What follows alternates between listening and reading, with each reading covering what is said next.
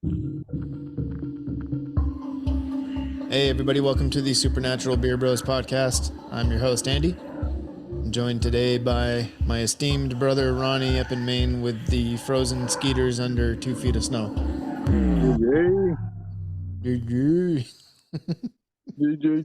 Help me understand. It's freezing balls up here, Andy.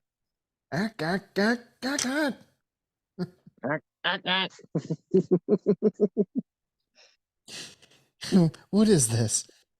This is authorization to use our nuclear capabilities, sir. Peachmongers, idiots. So if you haven't figured it out yet, today we're talking alien invasion, kind of TED Talk-ish. What would be our plans if aliens were to show themselves and be hostile? What do you think, Ronnie? Well, in short, it would be put my head between my legs and kiss my ass goodbye. Oh, yeah? For the most part. No, I ain't shitting you. And that ends my TED Talk. That's it? That's all you had? Yep. What's your idea? Well, I mean, we can go a few different routes with this. We can go underground and, pick up survivors along the way in our foraging and form a militia to defend our homes and our areas. Or we could become roving bands of marauders and, prey on the weak. And Yeah, I think roving bands of marauders, but,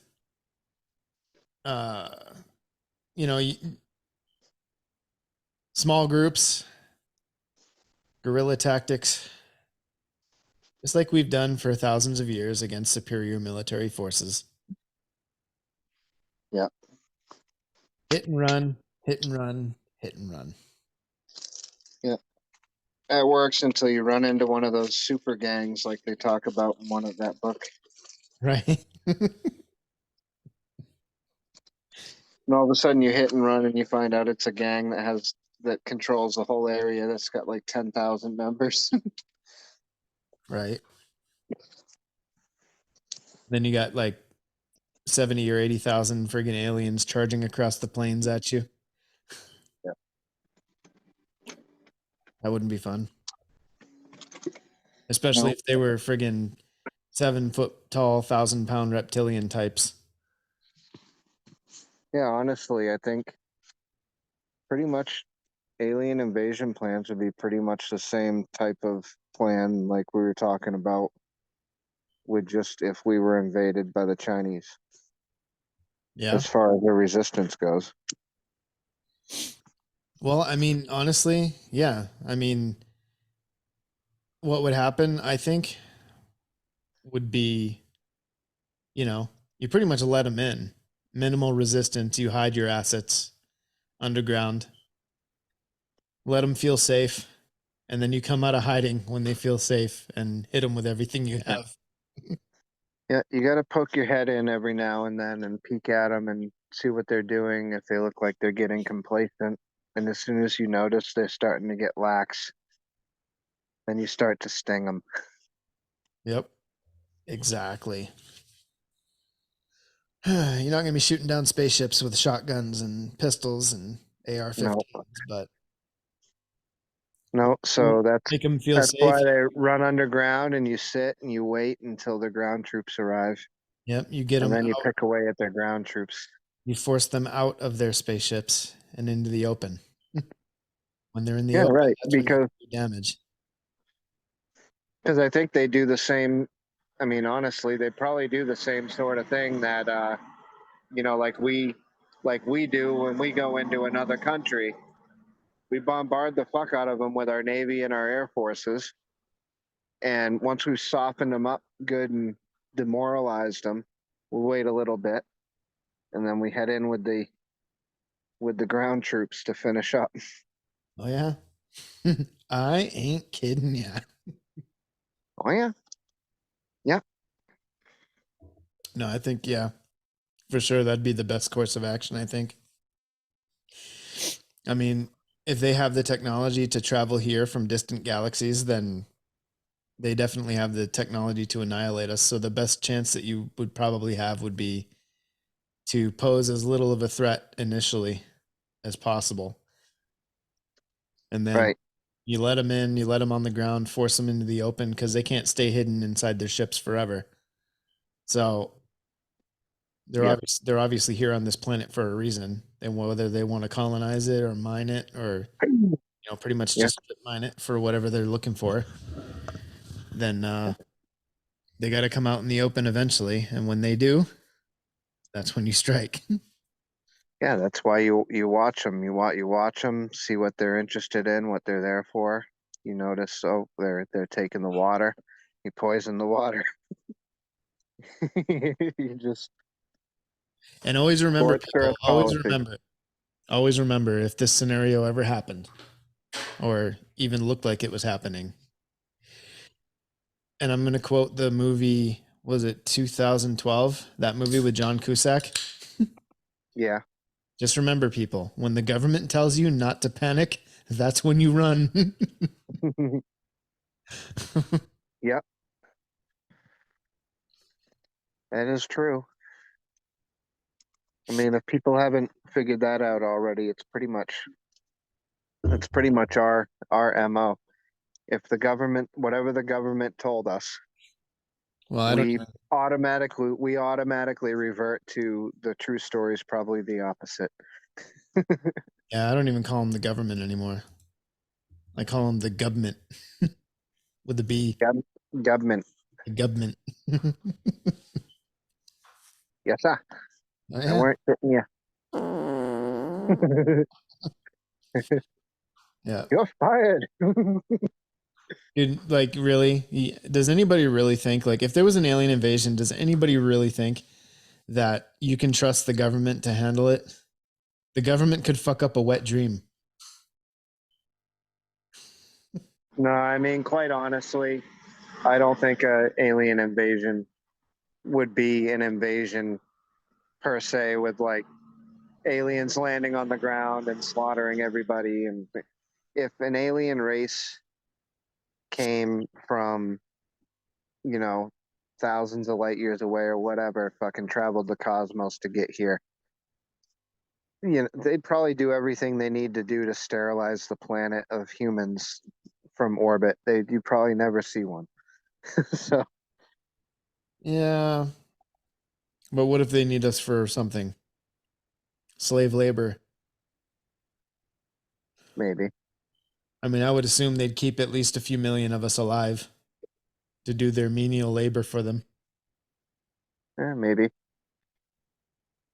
So the use of chemical and biological weapons from orbit probably wouldn't be in their best interests. You think it would be like that movie, Battle Los Angeles? Could be. Actually, that's what I'm counting on. If it's like that, then we have a chance. When they show up and they're here for the water Well, I and mean, the what I'm resources. saying is if they, if they're not cowards and they actually want to come down here and fight, then we have a chance. But if they're going to sit in orbit and drop chemical weapons on us, then there is no chance. Right. We'll all die. Well, maybe not all of us, but the vast majority of us. Yeah. Except for anyone like Mr. X. Mr. X ain't prepared for a frigging gas bombardment from Yeah, orbit. he's like a cockroach, though. You can't kill him. Oh, Mr. X. Yeah, he probably should have been dead about 30 times since high school. Yeah, He certainly. still hasn't That, changed. that is without a doubt. He still hasn't changed. Of that, You I think have no doubt. Do you think when they come, they'll look like the aliens in my background? Doubt it.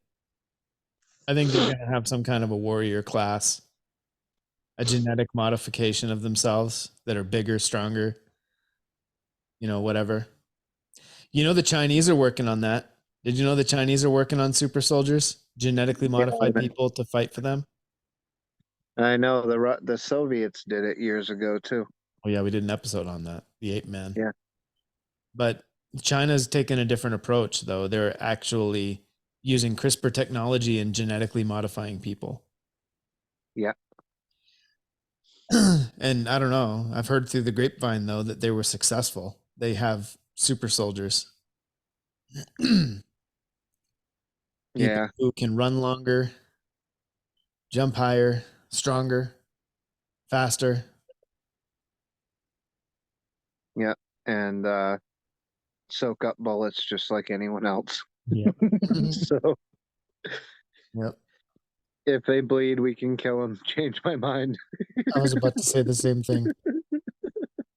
It's the same thing with the aliens, though. If they come down here and we can make them bleed, then they can die. Yeah, Oh yeah, I ain't shitting you. Yeah. Well, what about those? What about the angels under the Haditha Dam? Think we could kill them? uh, no, if that's real, I think that's the end. Well, it's not the end, because according to the Bible, they're only going to kill a third. So So they kill about 2 billion people. actually, didn't we? Yeah, two.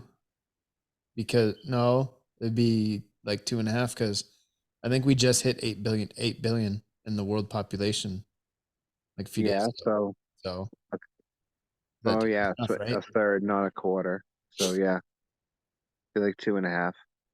Two and three quarters, or maybe a little between that.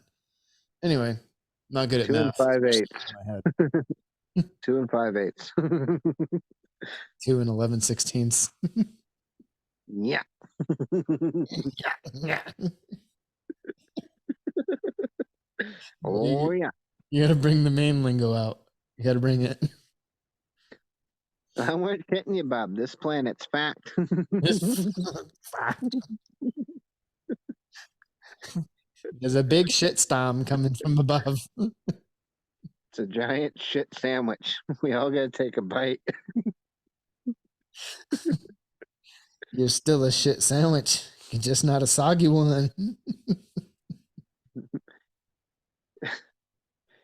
No, I think our first few months responding to an invasion from outer space would be a soup sandwich. Uh, I don't know if I'd go a few months because I don't think we'd have a few months, but we would definitely the first few days, maybe a week, we would be total disarray. Have no idea what we're doing. So as long as you can survive probably the first couple weeks, I think you're good. Our militaries would be wiped out, Oh yeah, they're going to be the first targets. and then it would fall to us. So if you're anywhere near a military base and you see spaceships flying around, you need to just get out of there quickly. Yeah. Yeah. Fuck. You need to head to the woods. Head up to the alligators. I'm going up to the North Woods up in the Allagash. Uh, Jesus Christ. Anyway, Yep. so Then they're gonna find the main Viet Cong up there. yep, Mainers are a hardy bunch, and they live by a strict credo: "Don't fuck with us, and we won't kill you." Yeah. Like a good neighbor, stay over there.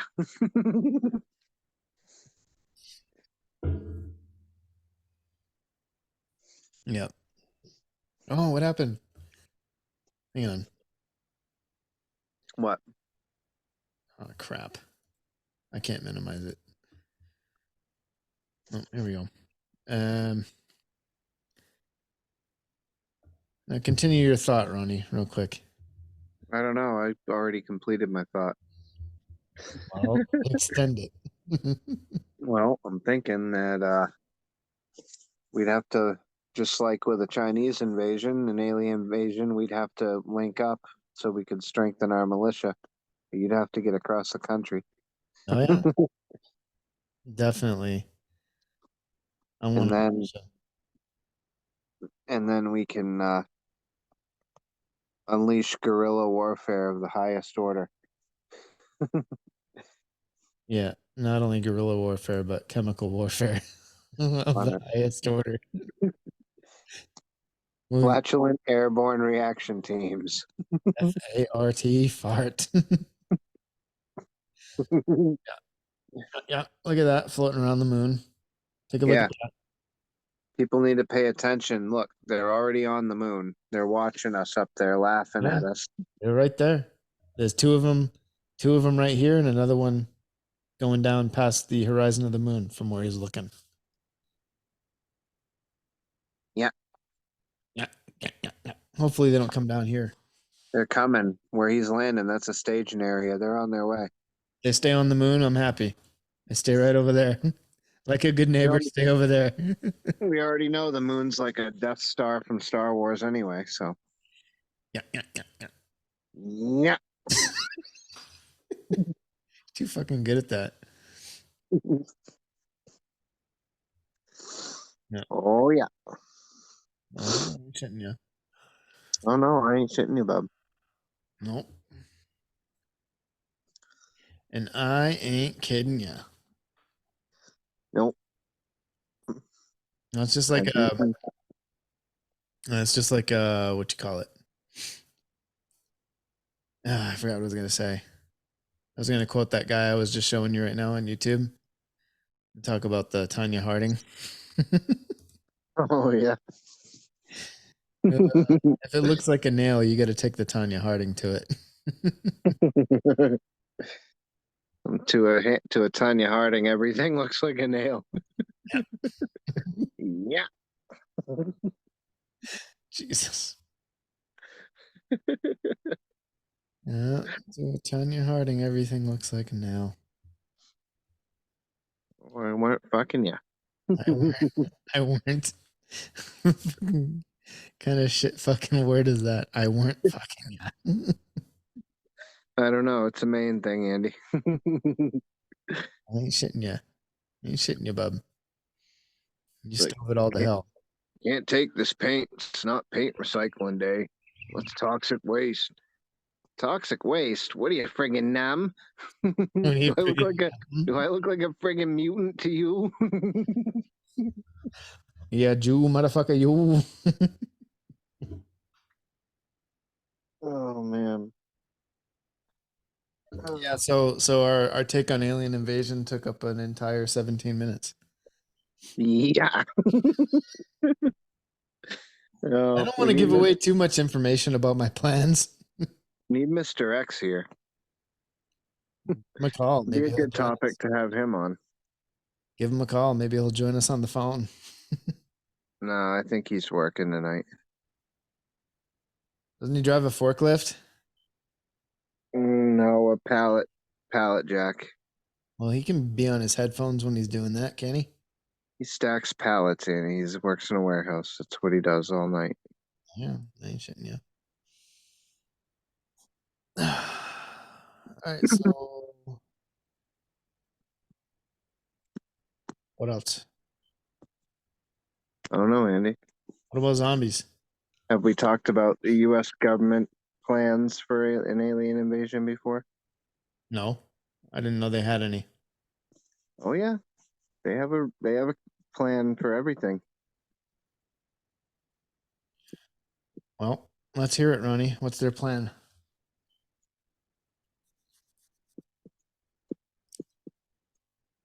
They're gonna put all their friggin' troops in harm's way in every major city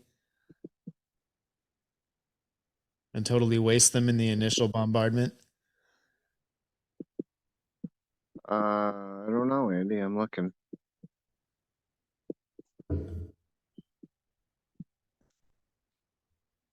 Well, you're always looking on your phone. It sucks. Prevention and management of invasive alien species. U.S. military plan. Oh, it's a YouTube. Here you go, Andy. Even so, the U.S. military has a Andy. backup plan just in case. Two Air Force teams, 26th Space Aggressor Squadron, SAS, and the 527th Space Aggressor Squadron, are tasked with protecting assets in space, developing strategies to secure U.S. space based interests, and plans that involve deflecting extraterrestrial invaders. What happens if hostile aliens attack? The U.S. military has a team. Oh, they have a team in place. Scientists have all kinds of reasons why aliens won't try to fly to Earth and enslave humanity. Even so, the U.S. military has a backup plan. Just in case, two Air Force teams, which I already mentioned, are tasked with protecting the assets in space, developing strategies to repel them. Both are based in Colorado. The hostile invasion scenario may not be their topmost concern. Space is big after all. We'll probably see any shifty aliens coming from far away and have time to prepare for their arrival. Instead, protecting our satellite infrastructure is their utmost priority. Okay, so they're placing the protection of satellites over people. Okay, Andy. That's very government like. YouTube search U.S. military plan to defeat an alien invasion. All right. US plan to and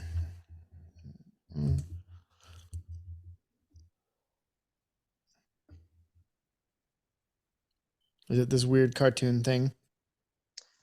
I don't know. The infographic show is the channel. Let me see. Yes, it looks like an infographics one. So, like the little thing, it's got a tank and a fucking looks like a tripod on it. Yeah. Yeah. All right, hang on. Yeah, let's play that for the good people. Play that for the good people. Mm-hmm.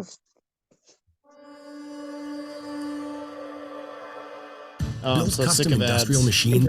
The first attack was an EMP blast that covered nearly the whole of North America, plunging the world's sole superpower into the darkness of the late Industrial Revolution. Power systems across the U.S. were immediately knocked out, and nearly every community in the nation was plunged into darkness. A few special places, mostly military facilities, managed to either avoid the worst of the EMP blast through a quirk of the terrain or were hardened against it. Civilian planes dropped out of the sky, their onboard electronics completely fried. Military jets, however, continued to be operational, as were the U.S.'s large fleet of ground combat vehicles, all of which had been designed for a war on a nuclear battlefield against the Soviet Union or Russia. High up in the atmosphere, the EMP blast simply wasn't close enough to destroy the electronics on their shielded hardware. The U.S. had had a few weeks to prepare, though, and almost immediately engineering crews moved into position to fix what power systems they could. Restoring the entire national grid would take years, so their efforts were focused on critical civilian and military infrastructure.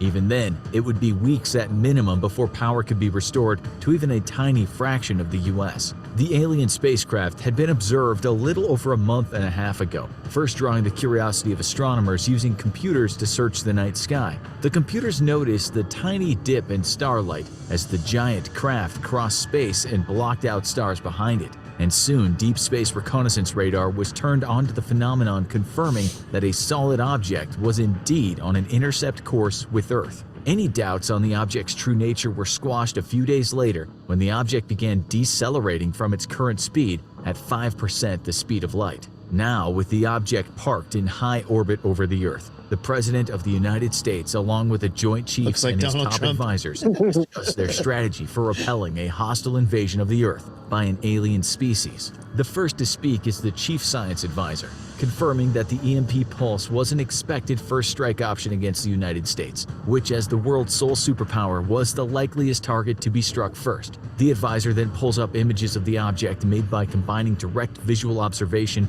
from ground telescopes and radar telemetry, revealing a long cylinder shape with a giant, almost mushroom-style dome at the front. The It's a big advisor points penis. at the dome. This is good news, he says, because this is exactly how we would cross space at very high speeds. Look at how he described it. A long cylinder shape with a mushroom head at the top.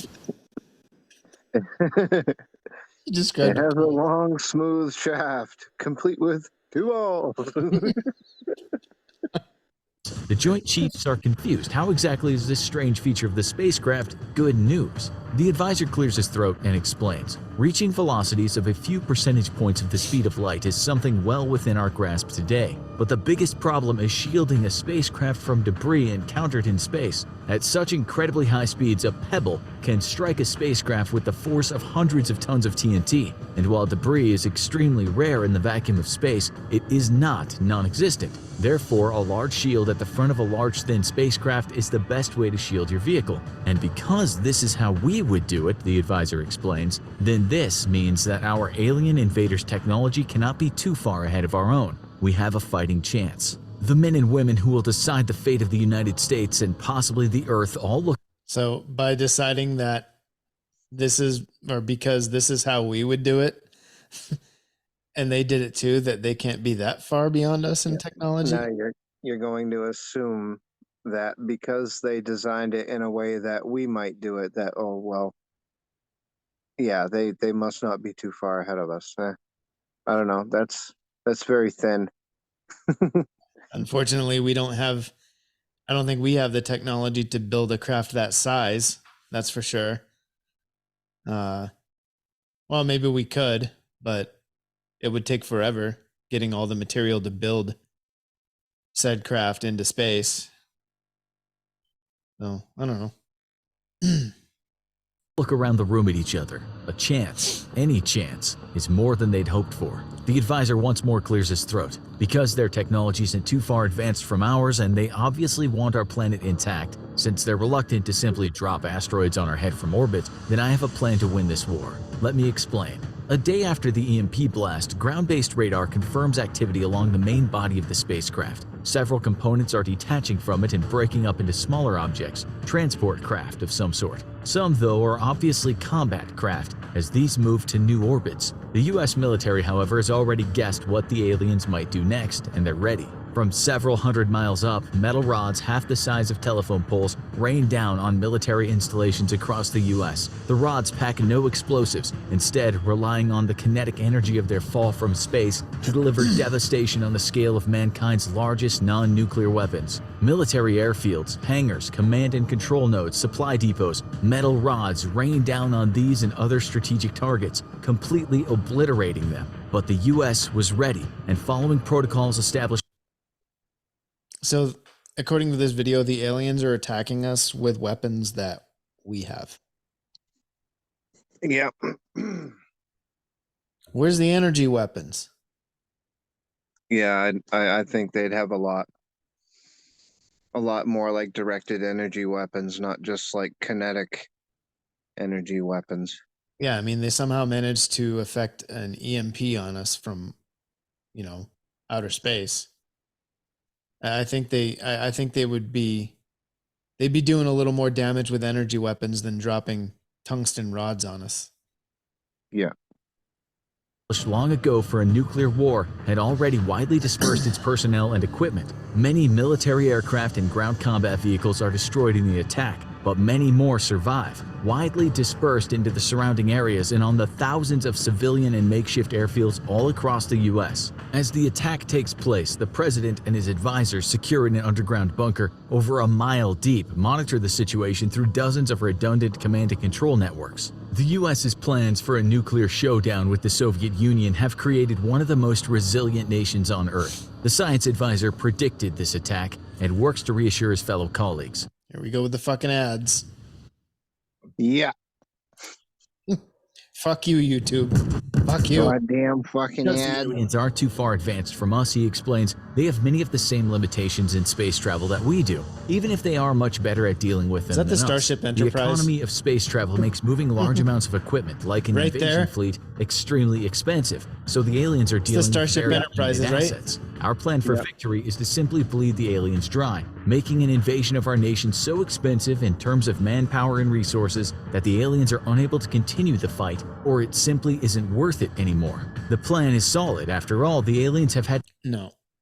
My plan, after being attacked by an aggressive alien species, is to totally annihilate them.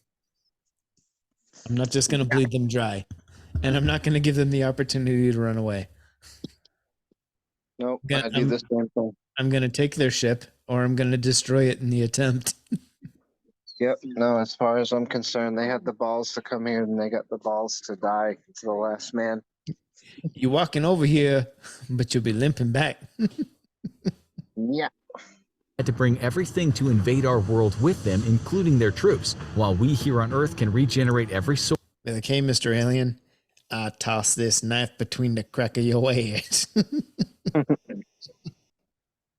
Soldier killed on the spot. The war will be of one long, ongoing resistance. The aliens may be limited in resources due to having to ferry them across interstellar space, but they're still much superior to our own forces. The US military thus makes the best use of its assets in the short time that it'll still be able to before they're inevitably destroyed. Within hours of the kinetic strikes, the troop transports and combat aircraft begin to enter the atmosphere. Here, with their sensors blinded by the incredible heat of re-entry, is humanity's best chance at striking with all available air and missile forces. All across the world, combat aircraft and air defense batteries move into action. Over the skies of the US, squadrons of F-22s, F-35s, F-16s, and every other plane capable of taking on an interceptor role move in to intercept the incoming alien spacecraft. Heat-guided ground-based interceptors fire in large volleys, guided to their targets by the unmistakable heat signature.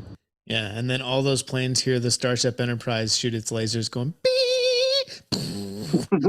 Yep. Of the alien spacecraft entering the Earth's atmosphere. The combat aircraft is next, firing radar and heat-guided missiles in rapid succession at swarms of alien craft screaming through the atmosphere. The president had considered using nuclear weapons, but was talked down by his advisors. The aliens had yet to use weapons of mass destruction, and using a nuke may well be an invitation to a type of war the Earth couldn't hope to win.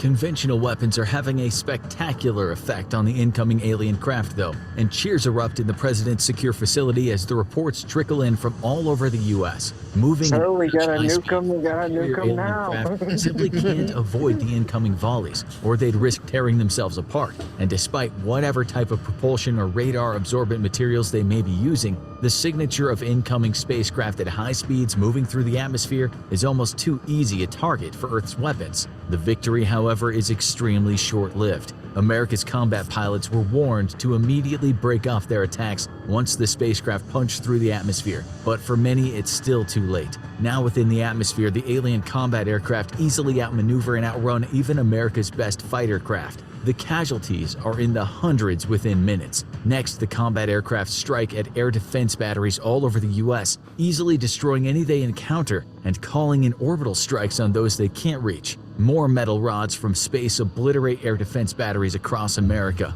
though their crews are long gone. The aliens now rule not just space, but the skies too. With alien transports discouraging combat troops by the thousands, America's ground response is mostly infantry-based. With space firmly in the aliens' grasp, more kinetic strikes would easily obliterate large formations of armored vehicles. For the first time in modern history, the United States doesn't rule the skies, and has to fight much in the same way its adversaries have. In some places, though, commanders are able to maneuver combat vehicles to within very close range of the enemy. Hugging the enemy, so to speak, forces the aliens to not use kinetic strikes Aliens got for tanks fear of too? hitting their own troops. Forced to ferry all of their invasion equipment from space, the alien forces are fielding very few combat vehicles of their own, despite their infantry weapons being superior to man's. Without combat vehicles, American Abrams tanks and M2 Bradleys decimate alien forces when they encounter them. No matter their level of technology, even aliens. Well, here's my thing. Like wouldn't the alien weapons be more infantry weapons be more, energy based, right? Whether they're Most likely. plasma or laser or whatever. But, Yep. you know, regardless, their rate of fire couldn't be that good because those Well, things they gotta charge a capacitor or something to discharge each shot, right? I mean, right. I would think Well, it's that, make it and be deadly. if they had vehicles, a race technologically able to get here, their vehicles, aircraft and so on, would probably be made out of materials we don't even know about, and our weapons would either just bounce off or explode on the surface and barely like leave nothing more than a scorch mark on the outside. Yeah, but I'm talking about their infantry weapons, like shooting their infantry. Yeah. I think our especially our bigger weapons like the M2 50 cal machine gun, or even some of the 30-06 or 308 sniper rifles and machine guns. I think those rounds would be big enough to punch through any any shitty plastic body armor they might be wearing. We need our rail guns. But I mean, I'm thinking our rate of fire on our guns would outclass their, uh, if they had energy weapons. I think that Well, that would outclass that. I think we'd have not an advantage. necessarily. Not necessarily, because our weapons, have downtime in the reloading process versus their weapons who probably wouldn't have to reload at all. Yeah, but I'm thinking their rate of fire is much lower than ours, is what I'm saying. In the heat of battle, I Maybe, maybe think, not. and our troops, and it, you were a soldier and so was I. We're trained to, cover, cover fire while someone else is reloading and shit like that. We don't all go into a reload at the same time. Right. You know what I mean? So I don't know. I'm thinking that with energy weapons, I'm thinking the rate of fire is probably going to be slower. But then again, those energy weapons would be able to take out, you know, armored vehicles and shit too. So Our alien invaders will be swept will be swept from the land by the hand of God, like the Jews of old. Aliens must obey the laws of physics, and despite their advanced construction, the anti-tank silver bullet rounds of an Abrams or lethal missiles of a Bradley are extremely effective against the alien vehicles. Once more, though, victories are short-lived, as alien air forces who now have uncontested dominance of the sky do the job of close air support that orbital kinetic strikes simply can't do. The aliens' numbers build by the day, and by the end of the week, they've disgorged several million troops on U.S. soil. Then the shuttle flights slow down considerably, with the ability to only bring a limited number of troops and equipment across the vast distances of space. kill all they send, and they'll send no more. Yeah. The aliens have clearly disgorged nearly all of their combat assets. Their advanced technology will make up the shortfall in personnel, or at least that was the plan. The aliens hail from a planet 100 light years from Earth, making their observations of our planet 100 years old, and their invasion plans are based on fighting a civilization whose planet exhibited the techno-signature of a late industrial age civilization. Then, moving at 5% the speed of light, it took the invasion fleet another 20 years to arrive. That means the best knowledge the aliens had on Earth's level of technology was based on distant observations of the Earth in the year 1900, when the most advanced techno-signature detectable was weak radio transmissions. Now they face humanity armed with automatic machine guns, man-portable anti-tank missiles, electronic warfare suites, and extremely stealthy combat drones. The war of occupation is indeed costly, but the technological disparity still favors the aliens. To offset their lack of manpower, the aliens turn to manufacturing combat drones of their own. But here's the thing, though, too. And I've watched a few of this guy's videos before, and he does a lot of scenarios like, U.S. versus the world, U.S. versus China. He does a lot Yeah. of scenarios. But what he doesn't take into account is experience. Like Yeah. the U.S. has been fighting in a perpetual state of war since World War II, pretty much. Like we've done nothing but fight. Probably World War One. Yeah, I mean, we've been at war for the vast majority of 100 years. yeah. So what I'm saying is, how often have the aliens been at war? You know what I mean? I mean, who knows? It depends on how warlike they are. I mean, yeah, there would be like with an alien invasion, there would be an initial shock factor to the human race. Like we'd be in shock at first, probably. But, once we get our heads in the game and we start to fight back, I think experience is definitely on our side.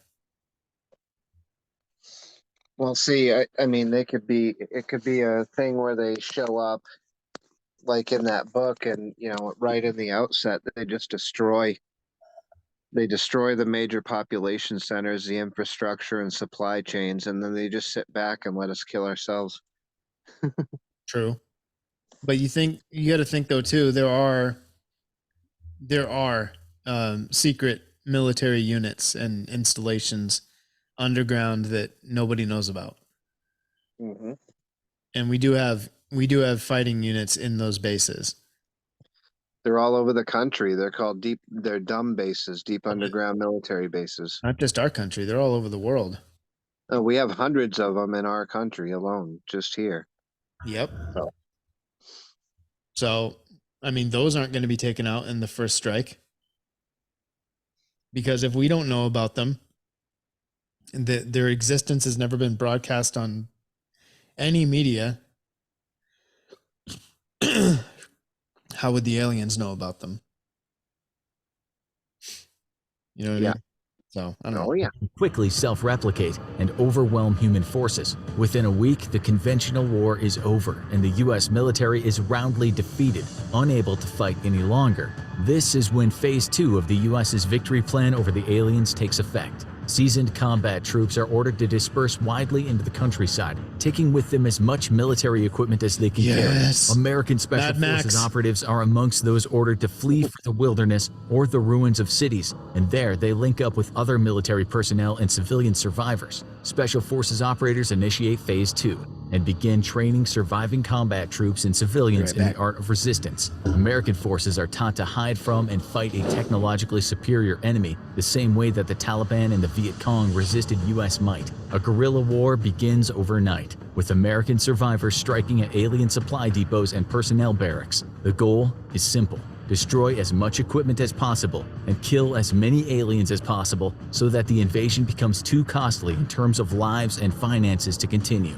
The guerrilla resistance lasts for years despite horrific losses incurred by the human survivors. Yet humanity can quickly replace its losses, though it does mean that the traditional societal norms of relationships have to be temporarily redefined. Men and women cannot have a single sexual partner and must have multiple in order to ensure genetic diversity, and healthy women must produce children as often as possible. The losses incurred by human guerrillas are staggering and must be replaced. The aliens, on the other hand, must travel 20 years to bring fresh troops into the fight, and each individual soldier transported over 100 light years of space cost their civilization a small fortune. The first wave of reinforcements cost the aliens as much as the entire economic output of Earth over an entire decade.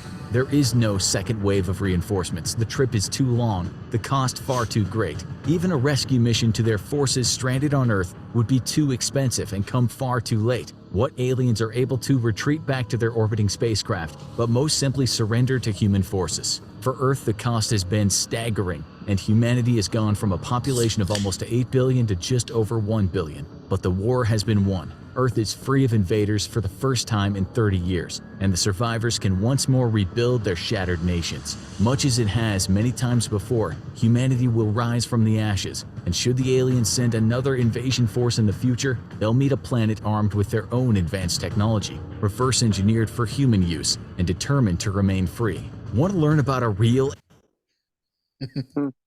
Told you, Ronnie. Told you we'd win. Yeah, you see, though, I mean, I don't know. Look, The last thing about aliens surrendering because they can't get back to their ship. It's like, yeah, but they we wouldn't be taking surrendered aliens prisoner. We'd just be shooting them. I mean, Yeah. Well, no, not necessarily. Not in that scenario.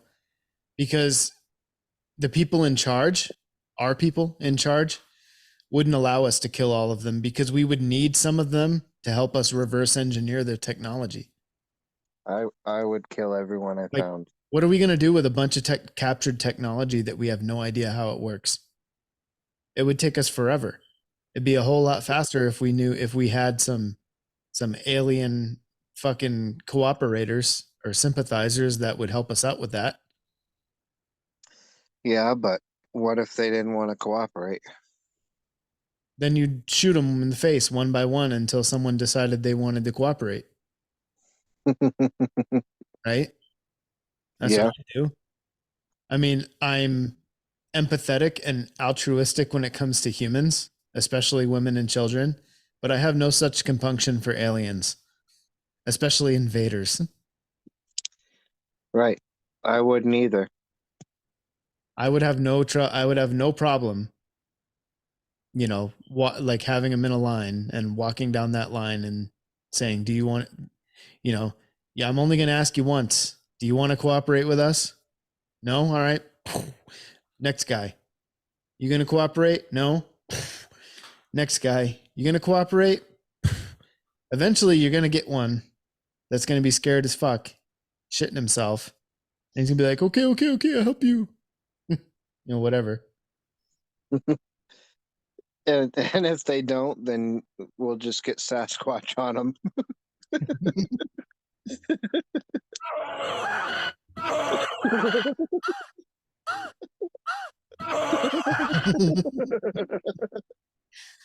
Get Sasquatch pegging some fucking alien.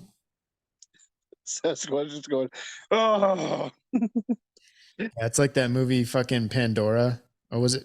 No, Avatar with the planet Pandora. Yeah. That guy betrayed his entire planet just to clap some alien cheeks. Yeah. Must have been some good alien cheeks. I know Ronnie, I know you're all about pegging, but would you betray your entire fucking species just to clap alien cheeks? Hell no. Hell no.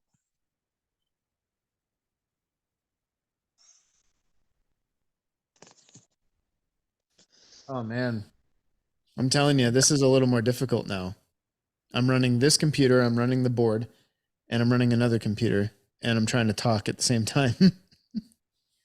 Yep. Oh, Sounds like you're getting pretty gay. Okay. yeah. You are gay.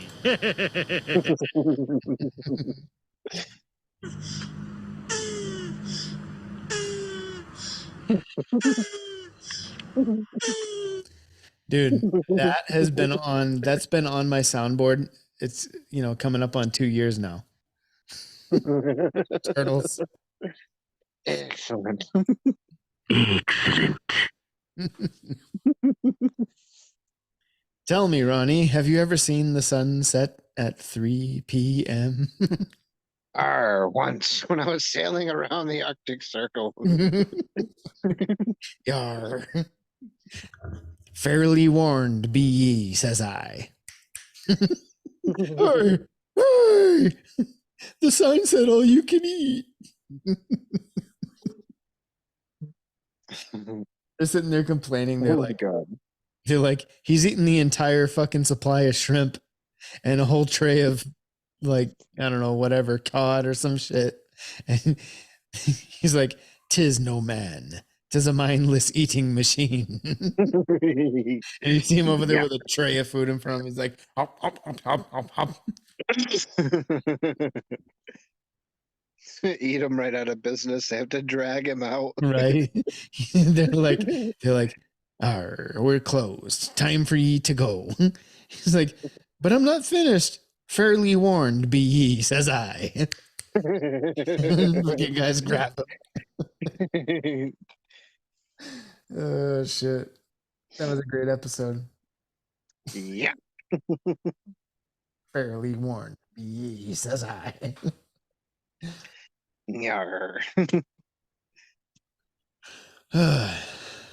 What else, Ronnie?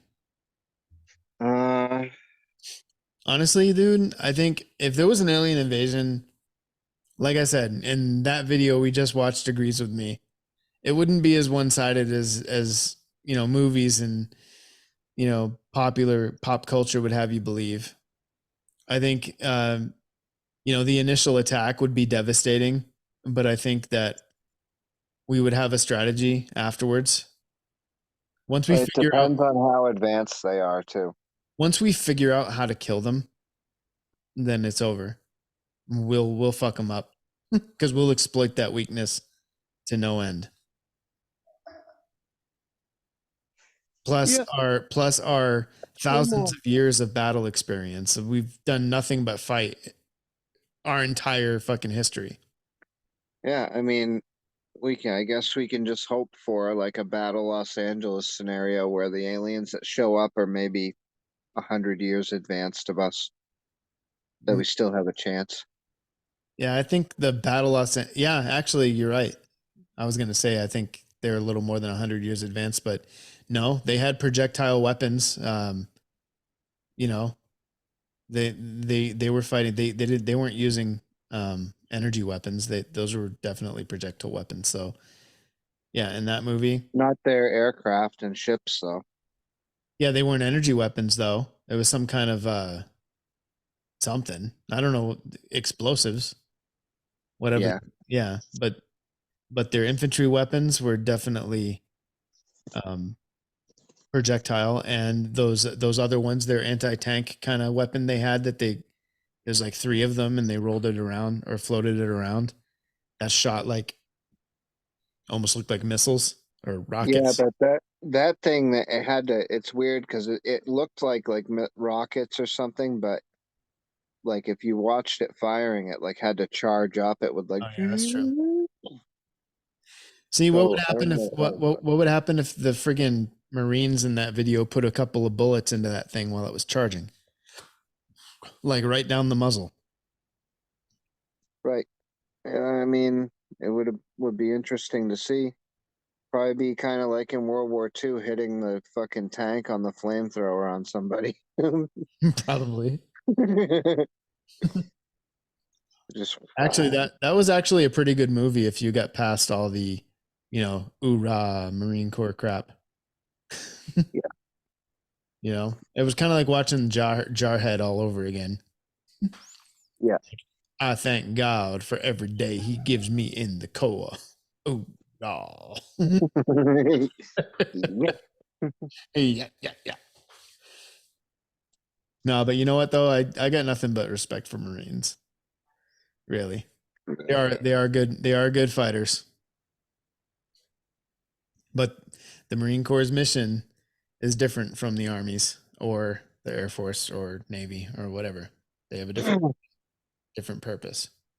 Yeah. Yep, they sure do. Yes, sir. And To then go into all the other countries that they get sent to and eat all their crayons and leave them crayonless. yep. And then go and meet new and interesting people and kill them. And eat their crayons. It's all about the crayons with you, huh? All about Yeah. the crayons. Oh yeah. What's your favorite flavor crayon? Blueberry. Blue, huh? Purple? Blue? Yeah. Or a mixture? Yeah. Don't do I, the black ones, they're licorice. I like Yeah. I like the berry medley. You just kind of mix them all together. Yeah. You just get the whole box in a fucking thing. Melt them in the microwave first. Yep. Yep. Yep. Eat a bowl of crayon waxed. Yeah, I don't think Ben's jumping on here today, dude. Yeah. Doesn't look like it, does it? Getting late. Yeah. for History Hour, I really kind of wanted to do the Gettysburg Address, but I don't know. I think Ben's forgotten more about that period of time in history than I've ever known. So I don't know. Yep. Yep. Yeah, I've forgotten more about a lot of stuff than anyone will ever know, especially about dispensing pain.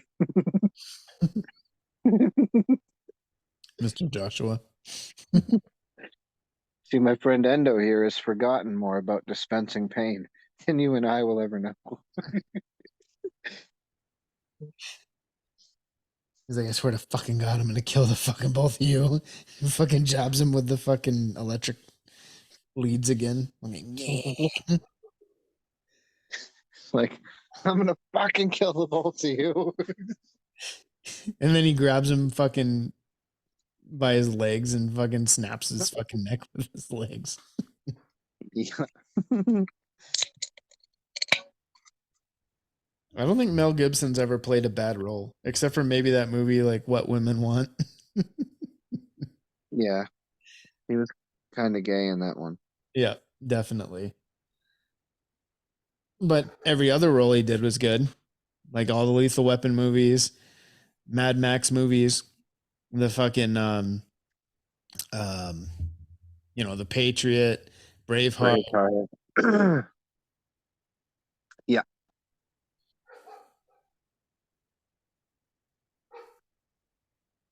I just heard my garage door rattle. How come he didn't yell, "Shut up, you bitch"? Shut up, you bitch. Because it only works once, dude. That's kind of an organic thing. It was like, I don't know, a one-time thing. And that was before we started doing this on Zoom, like where I could record the video. Yeah. So, yeah, I don't know. Anyway, I think we've beat this horse just about enough, wouldn't you say? Yeah. Yeah. So, alien invasion, win, lose, or draw, we're fucked. Yeah. I mean, we'd win. We might win, but it would be probably at the cost of 7/8 of the world's population, Yeah. easily. At least. Be like it'd be like a Terminator when he's like, put into camps for orderly disposal. He's like, we were that close to going out forever. Yeah. I mean, but, honestly, like I would treat any foreign invasion, and I think most Americans would agree, at least the patriotic ones, that we would treat any invasion of a foreign military, whether it be aliens or another country, with utter disdain and viciousness, the likes of which the world has never seen. Like Yeah. we would be so incredibly cruel and savage that they'd have no choice but to leave. Yeah, and then you'd have a ton of friggin' libs in this country that would roll over and sell their fucking souls to the aliens to save their own skin and give information. Oh, you mean like Rat Spindler? Yeah. Anybody listening, I swear, like really, you need to check out Mark Tufo as an author. He's written a lot of books. He's got a zombie apocalypse series called Zombie Fallout. He's got a friggin' one that I just turned my brother on to. It's called Indian Hill. It's an alien invasion series. It's like 7 books, I think. And it's best. In my opinion, like I like to read, but like Mark Tufo's books are really good on Audible, like the audiobook version, because it's narrated by a guy named Sean Rennett, and he does a lot of voices. He's practically pretty much a voice actor, and he really brings the books to life, and they're really entertaining to listen to on Audible for sure. So Mark Tufo, Indian Hill, or Zombie Fallout, and he's got another series that's kind of a break off of um, zombie Fallout called Shrouded World. And then there's another one that's a spin-off from Zombie Fallout, but it takes place after the Zombie Fallout series called Lichen Fallout. And it's about lichen and whatever. And that's like I don't know how many books that is. That's like 7 or 8 books too. There's Lichen Fallout 1 through 4, then a Demon Fallout, then I think another Lichen Fallout. I don't know. There's 6 or 7 books on that one too, but it's like 100 and some years in the future after Zombie Fallout, though. Yeah. Kind of weird. Yeah. But fun. It's a fun series, in my opinion. Yeah. Yeah. Yeah. Yeah, a lot of it takes place in the northeastern U.S. too, around Massachusetts to Maine. Yep. Yeah. Yeah. Oh yeah. Zombie Fallout starts in Colorado. Yeah.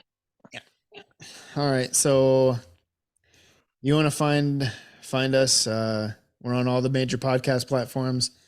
You want to hit us up, supernaturalbeerbros@gmail.com, or you can hit us on the DMs on Instagram at SBBpod. And I believe that is just about it. Yeah. And I need someone to help me fund this new laptop of mine that I'm currently caressing. It was expensive. I need help. Yeah. All right. So Live within your means, Andy. I'm going to start a GoFundMe. Like, look, I need a new laptop for my podcast, even though I already have it. Help me out. Anyway, so this has been Supernatural Beer Bros podcast, and me and Ronnie are signing out.